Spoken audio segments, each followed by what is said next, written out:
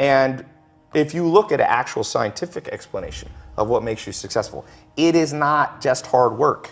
If that's true, construction workers would be the wealthiest people in the world. Waiters and busboys, they work harder than the owner. The most scientific psychometric personality test is called Hexaco.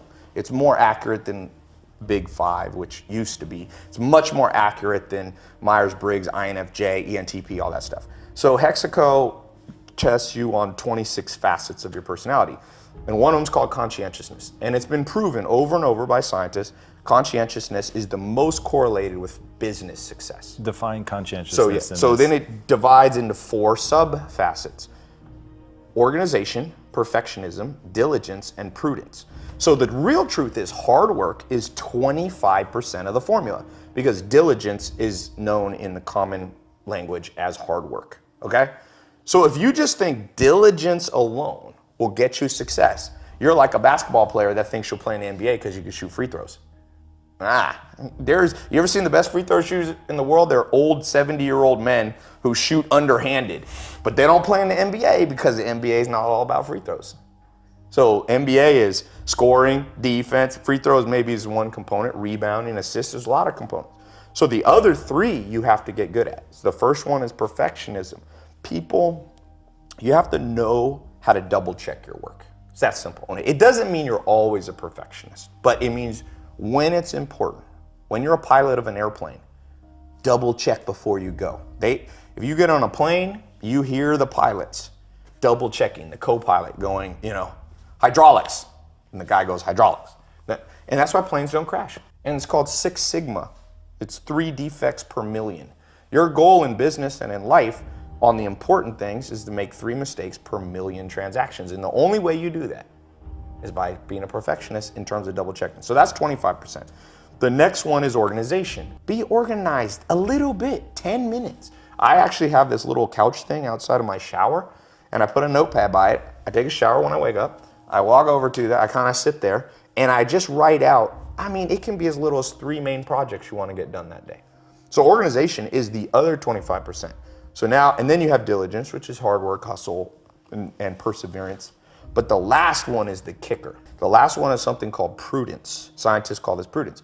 Prudence is the ability to make the right decision. Let's say our goal is like that camera right there. So let's assume that's north. So I have this compass in my brain, and my goal is to go right there. So I pull out my compass, and it points that way. So I just take off walking. And I do it in an organized fashion. I do it in a perfectionist manner. I'm perfecting my steps and my posture. I'm also working on, hard work and hustle. Keep walking towards your goal. Well, the truth is, if you go south when you should go north, you could have gone 1 mile, but the earth is about 24,000 miles in circumference. I'm trying to take my south and point it to the true north. And you have to learn that from books and mentors and life experience and listening and finding in-person mentors and all those things.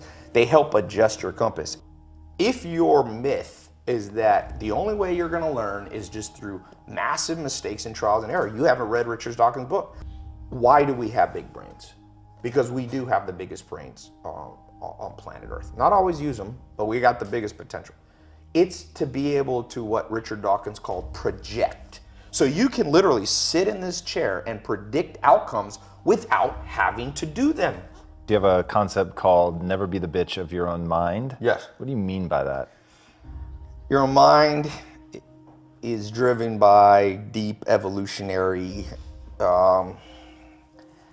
drives. So, for example, narcissism is a protection mechanism, right? So your mind wants to tell you you're amazing. It makes you its bitch. You have to override that and go, you know what, I'm not that amazing. When you're the bitch of your brain, you go, I'm just gonna freewheel this day. It's very hard to be organized. Dogs aren't organized. Do you ever see your dog organizing day? So if you you can either act on the animal side, which is just a wing life, or you can operate from a sense of logic and duty. I see people making fun of the Kardashians. I'm like, you're gonna make fun of the Kardashians?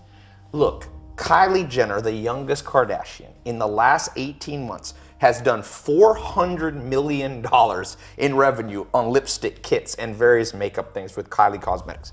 Put that in perspective. L'Oreal, Maybelline, massive brands. It took them 50 years as an organization with thousands of employees to do what Kylie Jenner did by herself at 20 at 18. You gonna laugh at the Kardashians?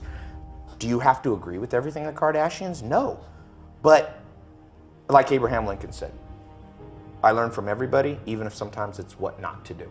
So you can just go into the Kardashians, reverse engineer their success, go, I like this, I like this, I like this, I don't like that, then leave out what you don't like. Like you wanna become like a supercomputer where you just download smart crap from smart people. And you pick and choose. Like some people are like, Tai, I don't agree with everything you say. I'm like, good, I don't agree with everything I say. Like a year later, I'm like, wait, I was wrong.